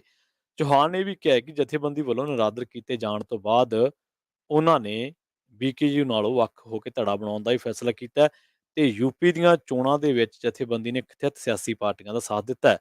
ਉਹਨਾਂ ਕਿਹਾ ਕਿ ਹੁਣ ਜਿਹੜੀ ਨਵੀਂ ਜਥੇਬੰਦੀ ਬਣਾਵਾਂਗੇ ਉਹਦਾ ਨਾਂ ਹੋਊਗਾ ਭਾਰਤੀ ਕਿਸਾਨ ਯੂਨੀਅਨ ਅਰਾਜਨੀਤਿਕ। ਅਰਾਜਨੀਤਿਕ ਦਾ ਮਤਲਬ ਗੈਰ ਸਿਆਸੀ ਹੁੰਦਾ ਹੈ। ਤੇ ਨਵੇਂ ਜਥੇਬੰਦੀ ਦੇ ਸੀਨੀਅਰ ਅਹੁਦੇ ਹਰਨਾਮ ਸਿੰਘ ਨੇ ਕਿਹਾ ਕਿ ਰਾਜੇਸ਼ ਚੌਹਾਨ ਹੋਣੇ ਦੀ ਅਗਵਾਈ ਕਰਨਗੇ। ਰਾਜੇਸ਼ ਚੌਹਾਨ ਕਹਿੰਦਾ ਵੀ ਕਈ ਮੌਕਿਆਂ ਤੇ ਅਸੀਂ ਗੱਲ ਰੱਖਣ ਦੀ ਕੋਸ਼ਿਸ਼ ਕੀਤੀ, ਪਰ ਹਰ ਵਾਰ ਸਾਡੀਆਂ ਗੱਲਾਂ ਨੂੰ ਨਜ਼ਰਅੰਦਾਜ਼ ਕੀਤਾ ਗਿਆ। ਟਕੈਤ ਭਰਾ ਨੇ ਜਿਹੜੇ, ਉਹ ਨਾ ਵਰਕਰਾਂ ਦੀ ਸੁਣਦੇ ਨੇ ਤੇ ਨਾ ਕਿਸਾਨਾਂ ਦੀਆਂ ਮੁਸ਼ਕਲਾਂ ਵੱਲ ਕੋਈ ਧਿਆਨ ਦਿੰਦੇ ਨੇ। ਹੁਣ ਉਹ ਕਹਿੰਦੇ ਕਿ ਮਾੜੀ ਸੰਗਤ ਦੇ ਵਿੱਚ ਪੈ ਕੇ ਆਨੇ ਬਹਾਨੇ ਸਾਡਾ ਨਿਰਾਦਰ ਕਰਦੇ ਆ। ਤੇ ਉਹ ਕਹਿੰਦੇ ਕਿ ਮੈਂ ਰਕੇਸ਼ ਟਕੈਤ ਤੇ ਨਰੇਸ਼ ਟਕੈਤ ਦੀ ਦੋਨਾਂ ਦੀ ਹਮਾਇਤ ਕੀਤੀ ਸੀ, ਪਰ ਜਦੋਂ ਚੋਣਾਂ ਆਈਆਂ ਤਾਂ ਉਹ ਮਹਿੰਦਰ ਸਿੰਘ ਟਕੈਤ ਦੇ ਆਦਰਸ਼ਾਂ ਤੋਂ ਥਿੜਕ ਗਏ। ਉਹਨਾਂ ਨੇ ਹੁਣ ਜਥੇਬੰਦੀ ਨੂੰ ਸਿਆਸੀ ਪਾਰਟੀਆਂ ਦੀ ਕਠਪੁਤਲੀ ਬਣਾ ਛੱਡਿਆ ਤੇ ਇਹਦੇ ਨਾਲ ਉਹ ਕਹਿੰਦੇ ਮੈਨੂੰ ਬਹੁਤ ਜਿਹੜਾ ਵਾ ਉਹ ਦੁੱਖ ਹੋਇਆ। ਦੂਜੇ ਪਾਸੇ ਜਿਹੜਾ ਵਰਸ਼ਨ ਆਇਆ ਮੀਡੀਆ ਦੇ ਵਿੱਚ, ਜਿਹੜੀਆਂ ਚਰਚਾਵਾਂ ਨੇ ਟਕੈਤ ਭਰਾਵਾਂ ਦਾ, ਨਰੇਸ਼ ਟਕੈਤ ਤੇ ਰਕੇਸ਼ ਟਕੈਤ ਨੇ ਕਿਹਾ ਕਿ ਕਿਸੇ ਨੂੰ ਵੀ ਕੱਢਣ ਦਾ ਅਧਿਕਾਰ ਸਿਰਫ ਜਨਤਾ ਨੂੰ ਹੈ। ਲਖਨਊ ਦੇ ਵਿੱਚ ਜਿਹੜੀ ਮੀਟਿੰਗ ਹੋਈ ਸੀ, ਜਦੋਂ ਉਹਨਾਂ ਨੂੰ ਉਹਦੇ ਬਾਰੇ ਸਵਾਲ ਕੀਤਾ ਗਿਆ ਤਾਂ ਉਹਨਾਂ ਨੇ ਕਿਹਾ ਕਿ ਕੋਈ ਵੀ ਖੁਦ ਨੂੰ ਪ੍ਰਧਾਨ ਮੰਤਰੀ ਐਲਾਨ ਸਕਦਾ ਹੈ। ਇਹਦੇ ਨਾਲ ਹੀ ਜਿਹੜਾ ਯੁੱਧਵੀਰ ਸਿੰਘ ਹੈ, ਉਹ ਕੌਮੀ ਜਨਰਲ ਸਕੱਤਰ ਹੈ BKU ਦਾ, ਉਹ ਕਹਿੰਦੇ ਕਿ ਬਾਡੀ ਦੀ ਮੀਟਿੰਗ ਦੇ ਵਿੱਚ ਹੀ ਫੈਸਲਾ ਜਿਹੜਾ ਉਹ ਲਿਆ ਜਾ ਸਕਦਾ ਹੈ। ਤੇ ਇੰਨਾ ਜ਼ਰੂਰ ਕਿਹਾ ਉਹਨਾਂ ਨੇ ਕਿ ਜਿਹੜੇ ਲਖਨਊ ਦੇ ਵਿੱਚ ਮੀਟਿੰਗ ਕਰਨ ਵਾਲਾ ਰਾਜੇਸ਼ ਚੌਹਾਨ, ਉਹ ਉਹਨਾਂ ਦੀ ਜਥੇਬੰਦੀ ਦੇ ਮੈਂਬਰ ਜ਼ਰੂਰ ਹੈ, ਪਰ ਕੋਈ ਵੀ ਬੰਦਾ ਰਾਸ਼ਟਰੀ ਪੱਧਰ ਉੱਤੇ ਅਹੁਦੇ ਆ ਜਿਹੜੇ, ਉਹਦੇ ਬਾਰੇ ਫੈਸਲਾ ਆਪ ਨਹੀਂ ਕਰ ਸਕਦਾ। ਇਹਦੀ ਪ੍ਰਕਿਰਿਆ ਹੁੰਦੀ ਹੈ। ਹੁਣ ਉਹਨਾਂ ਨੇ ਦੋਸ਼ ਲਾ ਦਿੱਤਾ ਵੀ ਜਿਹੜੀ ਸਰਕਾਰ ਆ, ਉਹ ਜਥੇਬੰਦੀ ਤੇ ਨਾਲ ਹੀ ਲੋਕਾਂ ਨੂੰ ਵੰਡਣ ਦੀ ਕੋਸ਼ਿਸ਼ ਕਰ ਰਹੀ ਹੈ, ਕਿਉਂਕਿ ਸਰਕਾਰ ਨੇ ਬਹੁਤ ਕੁਝ ਸਹਿਣ ਕੀਤਾ। ਸਰਕਾਰ ਨੇ ਸਹਿਣ ਕੀਤਾ ਕਿ ਲੋਕਾਂ ਦੇ ਏਕੇ ਨੇ ਉਹਦੀ ਜਿਹੜੀ ਹੱਠ ਹੈ, ਉਹਨੂੰ ਪਿੱਛੇ ਹਰਾ ਦਿੱਤਾ ਹੈ। ਮੋਦੀ ਸਾਹਿਬ ਬਾਰੇ ਕਿਹਾ ਜਾਂਦਾ ਸੀਗਾ ਨਾ ਕਿ ਇਹਨਾਂ ਨੇ ਟ੍ਰਿਪਲ ਤਲਾਕ ਦਾ ਫੈਸਲਾ ਲਿਆ ਜੀ, ਉਹ ਕਰਕੇ ਹਟੇ। ਇਹਨਾਂ ਨੇ ਰਾਮ ਮੰਦਿਰ ਦਾ ਨਿਰਮਾਣ ਸ਼ੁਰੂ ਕਰਾਤਾ ਜੀ, ਇਹਨਾਂ ਨੇ ਨੋਟਬੰਦੀ ਤੇ ਫੈਸਲਾ ਲਿਆ, ਇਹਨਾਂ ਨੇ GST ਤੇ ਲਿਆ, ਇਹਨਾਂ ਨੇ ਧਾਰਾ 370 ਤੋੜੀ ਆ।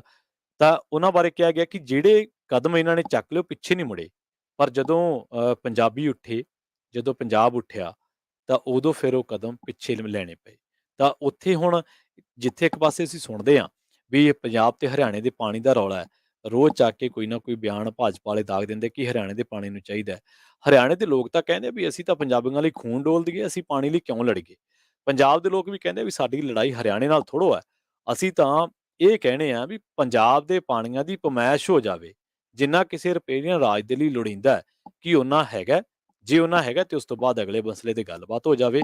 25 ਸਾਲ ਹੋ ਗਏ ਵੈਸੇ ਪਮੈਸ਼ ਨਹੀਂ ਹੋਈ। ਜੇਕਰ ਪਾਣੀਆਂ ਦੇ ਮਸਲੇ ਤੇ ਬਹੁਤ ਲੋਕ ਬਹੁਤ ਡੂੰਘੀ ਜਾਣਕਾਰੀ ਰੱਖਦੇ ਆ ਤੇ ਕਿਹੜੀ ਧਾਰਾ ਹਟਾਈ ਗਈ, ਕਿਹੜੀ ਲਗਾਈ ਗਈ, ਕਿਹੜੀ ਧਾਰਾ ਦੇ ਤਹਿਤ ਪੰਜਾਬ ਦਾ ਜਿਹੜਾ ਦਾਅਵਾ ਉਹ ਜਿਹੜਾ ਉਹ ਫਿੱਕਾ ਪੈਂਦਾ ਗਿਆ। ਕੇਂਦਰ ਸਰਕਾਰ ਨੇ ਕਦੋਂ-ਕਦੋਂ ਕੀ-ਕੀ ਕੀਤਾ, ਇਸ ਬਾਬਤ ਪੰਜਾਬੀ ਰੇਡੀਓ ਯੂਐਸਏ ਤੇ ਵੀ ਆਪਾਂ ਵੱਖ-ਵੱਖ ਰਿਪੋਰਟਾਂ ਦੇ ਵਿੱਚ ਜ਼ਿਕਰ ਕੀਤਾ ਐਸਵਾਈਐਲ ਦੇ ਮਸਲੇ ਨੂੰ ਲੈ ਕੇ ਡਿਟੇਲ। ਤਾਂ ਉੱਥੇ ਇਹ ਕਿਹਾ ਗਿਆ ਕਿ ਪਮੈਸ਼ ਹੋ ਜਾਵੇ ਤੇ ਉਸ ਤੋਂ ਬਾਅਦ ਜਿਹੜਾ ਕੋਈ ਹੈਗਾ ਤਾਂ ਉਸ ਤੇ ਜਿਹੜੀਆਂ ਰਾਜ ਸਰਕਾਰਾਂ ਜਾਂ ਕੇਂਦਰ ਸਰਕਾਰਾਂ ਮਿਲ ਬੈਠ ਕੇ ਫੈਸਲਾ ਕਰ ਲੈਣ, ਪਰ ਚੁਆਤੀ ਸਿੱਟ ਦਿੱਤੀ ਜਾਂਦੀ ਹੈ। ਠੀਕ ਇਹੀ ਜਿਹੜੇ ਐਲੀਗੇਸ਼ਨ ਨੇ ਉਹ ਸਰਕਾਰਾਂ ਉੱਤੇ ਉੱਤਰ ਪ੍ਰਦੇਸ਼ ਦੇ ਵਿੱਚ ਲੱਗ ਰਹੇ ਨੇ ਕਿ ਟਕੈਤ ਭਰਾ ਜਿਨ੍ਹਾਂ ਨੇ ਇੱਕ ਵਾਰੀ ਅੰਦੋਲਨ ਨੂੰ ਮੁੜ ਪੈਰਾਂ ਸਿਰ ਖੜਾ ਕਰ ਦਿੱਤਾ ਸੀਗਾ, ਤਾਂ ਉਹਨਾਂ ਨੂੰ ਹੁਣ ਉਹਨਾਂ ਦੀ ਜਥੇਬੰਦੀ ਨੂੰ ਹੁਣ ਤਾਰੋ ਪੀਡੋ ਕਰਨ ਦੀ ਕੋਸ਼ਿਸ਼ ਜਿਹੜੀ ਹੈ ਉਹ ਕੀਤੀ ਜਾ ਰਹੀ ਹੈ। ਵੈਸੇ ਸੱਤਾ ਹਮੇਸ਼ਾ ਸੰਘਰਸ਼ਾਂ ਨੂੰ ਜਾਂ ਦੂਜੇ ਜਿਹੜੀਆਂ ਸੰਘਰਸ਼ੀਲ ਜਥੇਬੰਦੀਆਂ ਹੁੰਦੀਆਂ, ਉਹਨਾਂ ਨੂੰ ਹਮੇਸ਼ਾ ਤੰਗ ਕਰਦੀ ਹੈ। ਸੱਤਾ ਨੂੰ ਸੰਘਰਸ਼ ਪਸੰਦ ਨਹੀਂ ਹੁੰਦਾ, ਇਹ ਸਾਨੂੰ ਸਮਝਣਾ ਚਾਹੀਦਾ ਹੈ। ਜਾਂਦੇ-ਜਾਂਦੇ ਗੱਲ ਕਰਦੇ ਹਾਂ ਮੌਸਮ ਦੀ। ਮੌਸਮ ਜਿਹੜਾ ਹੈ, ਗਰਮੀ ਜਿਹੜੀ ਆ ਉਹ ਹੱਦੋਂ ਬਾਹਰ ਹੋ ਰਹੀ ਹੈ, ਹੁਣ ਸਹਿਣ ਤੋਂ ਵੀ ਬਾਹਰ ਹੋ ਰਹੀ ਆ। ਗਰਮੀ ਦਾ ਕਹਿਰ ਲਗਾਤਾਰ ਜਾਰੀ ਹੈ। ਉੱਤਰ ਪ੍ਰਦੇਸ਼ ਦੇ ਵਿੱਚ ਕਈ ਇਲਾਕਿਆਂ ਦੇ ਵਿੱਚ ਜਿਹੜਾ ਤਾਪਮਾਨ ਆ ਉਹ 49 ਡਿਗਰੀ ਤੋਂ ਉੱਤੇ ਵੀ ਪਹੁੰਚ ਗਿਆ। ਜਦਕਿ ਪੰਜਾਬ ਤੇ ਹਰਿਆਣਾ ਦੇ ਵਿੱਚ ਕਈ ਥਾਈਂ ਹਨੇਰੀ ਵੀ ਸੀ ਤੇ ਮੀਂਹ ਵੀ ਪਈ ਹੈ, ਗਰਜ ਨਾਲ ਛਿੱਟੇ ਪਏ ਆ। ਮੌਸਮ ਵਿਭਾਗ ਨੇ ਹੁਣ ਕੇਰਲਾ ਤੇ 5 ਹੋਰਨਾਂ ਜ਼ਿਲ੍ਹਿਆਂ ਦੇ ਵਿੱਚ ਮੀਂਹ ਦੇ ਲਈ ਰੈੱਡ ਅਲਰਟ ਜਾਰੀ ਕੀਤਾ ਹੈ। ਦਿੱਲੀ ਦੇ ਸਫਦਰਗੰਜ ਇਲਾਕੇ ਦੇ ਵਿੱਚ ਤਾਪਮਾਨ 45.6 ਡਿਗਰੀ, ਜਦਕਿ ਨਸਫਗੜ੍ਹ ਇਲਾਕਿਆਂ ਦੇ ਵਿੱਚ ਤਾਂ 49.2 ਡਿਗਰੀ ਤੇ 49.1 ਡਿਗਰੀ ਜਿਹੜਾ ਉਹ ਦਰਜ ਕੀਤਾ ਗਿਆ। ਮੁੰਗੇਸ਼ਵਰ ਤੇ ਨਜ਼ਫਗੜ੍ਹ ਦੇ ਵਿੱਚ ਜਦੋਂ ਆਪਾਂ ਏਅਰਪੋਰਟ ਨੂੰ ਆਉਣਾ ਤਾਂ ਨਸਫਗੜ੍ਹ ਦਾ ਇਲਾਕਾ ਆਉਂਦਾ, ਉੱਥੇ ਜਿਹੜਾ 49.1 ਡਿਗਰੀ ਸੈਲਸੀਅਸ ਸੀਗਾ। ਸੋ ਤਕਰੀਬਨ 50 ਦੇ ਅੰਕੜੇ ਨੂੰ ਤਾਪਮਾਨ ਜਿਹੜਾ ਵਾ ਉਹ ਛੂੰਹਦਾ ਜਾ ਰਿਹਾ। ਤੇ ਆਓ ਆਪਾਂ ਸਾਰੇ ਮਿਲ ਕੇ ਵਾਤਾਵਰਨ ਨੂੰ ਬਚਾਉਣ ਦੇ ਲਈ ਹੰਭਲਾ ਮਾਰੀਏ। ਜਿਹੜੀਆਂ ਖੇਤਾਂ ਦੇ ਵਿੱਚ ਅੱਗਾਂ ਲੱਗਦੀਆਂ, ਰੁੱਖ ਅਸੀਂ ਨਸ਼ਟ ਕਰ ਰਹੇ ਹਾਂ, ਜਾਂ ਦੂਜੇ ਪਾਸੇ ਸਾਡੇ ਜਿਹੜੇ ਕਾਰਖਾਨੇ ਆ ਉਹ ਸਾਡੀ ਧਰਤੀ ਦਾ ਦੁਸ਼ਮਣ ਬਣੇ ਹੋਏ ਨੇ, ਜਾਂ ਹੋਰ ਜਿੰਨੀ ਵੀ ਇੰਡਸਟਰੀ ਆ। ਹਾਲਾਂਕਿ ਇੰਡਸਟਰੀ ਮਾੜੀ ਨਹੀਂ ਹੁੰਦੀ, ਪਰ ਇੰਡਸਟਰੀ ਨੂੰ ਜੇ ਕੁਦਰਤ ਵਿਰੋਧੀ ਤਰੀਕੇ ਨਾਲ ਜਿਹੜਾ ਚਲਾਇਆ ਜਾਵੇ ਤਾਂ ਉਹਦੇ ਨਤੀਜੇ ਮਾੜੇ ਨਿਕਲਦੇ ਆ। ਇਸੇ ਤਰ੍ਹਾਂ ਕਿਸਾਨ ਕੁਦਰਤ ਦਾ ਵੈਰੀ ਨਹੀਂ ਹੈ, ਪਰ ਜੇਕਰ ਕਿਸਾਨ ਅੱਗ ਲਾ ਕੇ ਇਸ ਕਿਸਾਨ ਦੀ ਅੱਗ ਦੇ ਨਾਲ ਪਸ਼ੂ ਪੰਛੀ ਸੜਦੇ ਆ, ਰੁੱਖ ਸੜਦੇ, ਤੇ ਅਸੀਂ ਸਾਡੇ ਭਰਾਵਾਂ ਨੂੰ ਕਹਾਂਗੇ ਕਿ ਭਾਈ ਇਹ ਤੋਂ ਥੋੜਾ ਜਿਹਾ ਗੁਰੇਜ਼ ਕਰ ਲਓ ਜਾਂ ਇਹਦੇ ਕੋਈ ਅਲਟਰਨੇਟ ਹੋਰ ਲੱਭੋ, ਹੰਭਲਾ ਮਾਰੋ, ਧਰਤੀ ਨੂੰ ਨਸ਼ਟ ਨਾ ਕਰੋ। ਇਹਨੇ ਸਾਡੀ ਸਾਰੀ ਉਮਰ ਜਿਹੜਾ ਵਾ ਉਹ ਢਿੱਡ ਭਰਿਆ ਤੇ ਅਗਲੀਆਂ ਪੁਸ਼ਤਾਂ ਦਾ ਭਰਨਾ ਆ। ਸੋ ਅੱਜ ਦੇ ਇਸ ਪ੍ਰੋਗਰਾਮ ਦੇ ਵਿੱਚ ਖਬਰ ਤੇ ਨਜ਼ਰ ਦੇ ਵਿੱਚ ਇੰਨਾ ਹੀ। ਜਾਂਦੇ ਸਾਡੇ ਸਪਾਂਸਰ ਦਾ ਇੱਕ ਵਾਰ ਫਿਰ ਤੋਂ ਧੰਨਵਾਦ ਕਰਦੇ ਹਾਂ ਜੀ, ਖਾਲਸਾ ਇੰਸ਼ੋਰੈਂਸ ਏਜੰਸੀ। ਕਿਸੇ ਵੀ ਤਰ੍ਹਾਂ ਦੀ ਤੁਸੀਂ ਇੰਸ਼ੋਰੈਂਸ ਲੈਣੇ ਤੇ ਇਹਨਾਂ ਦੇ ਨਾਲ ਸੰਪਰਕ ਕਰ ਸਕਦੇ ਹੋ। ਪਿਛਲੇ 25 ਸਾਲਾਂ ਤੋਂ ਇੰਸ਼ੋਰੈਂਸ ਨਾਲ ਜੁੜੇ ਹੋਏ ਨੇ, ਵਧੀਆ ਸੇਵਾਵਾਂ ਦੇਣ ਦੇ ਲਈ ਜਾਣੇ ਜਾਂਦੇ ਨੇ। ਨੰਬਰ ਹੈ ਜੀ 408 272 2500। ਟਰਕੀਆਨਾ ਇਮੀਗ੍ਰੇਸ਼ਨ ਲਾ ਫਰਮ ਵਾਲੇ ਜੇ ਟਰਕੀਆਨਾ ਇਮੀਗ੍ਰੇਸ਼ਨ ਬਾਬਤ ਤੁਹਾਡਾ ਕੋਈ ਸਵਾਲ ਹੈ, ਸਲਾਹ ਕਰਨੀ ਹੈ ਤਾਂ ਜੇ ਦੇ ਨਾਲ ਸੰਪਰਕ ਕਰ ਸਕਦੇ ਹੋ। ਨੰਬਰ ਹੈ ਜੀ 415 909 0503। ਜ਼ੈਂਡਰ ਗਰੁੱਪ ਵਾਲੇ ਕਿਸੇ ਵੀ ਤਰ੍ਹਾਂ ਦਾ ਘਰ ਖਰੀਦਣਾ ਜਾਂ ਘਰ ਵੇਚਣਾ ਜਾਂ ਲੈਣਾ ਤੁਸੀਂ ਹੋਮ ਲੋਨ ਤੇ ਇਹਨਾਂ ਦੇ ਨਾਲ ਸੰਪਰਕ ਕੀਤਾ ਜਾ ਸਕਦਾ ਹੈ। ਨੰਬਰ ਹੈ ਜੀ 855 905 2575। ਸੋ ਮੈਨੂੰ ਪ੍ਰਵੀਨ ਸ਼ਰਮਾ ਨੂੰ ਇੱਥੇ ਦਿਓ ਇਜਾਜ਼ਤ। ਤੁਹਾਨੂੰ ਸਾਰਿਆਂ ਨੂੰ ਹੀ ਪਿਆਰ ਭਰੀ ਸਤਿ ਸ੍ਰੀ ਅਕਾਲ। ਜੁੜੇ ਰਹੋ ਪੰਜਾਬੀ ਰੇਡੀਓ ਯੂਐਸਏ ਦੇ ਨਾਲ।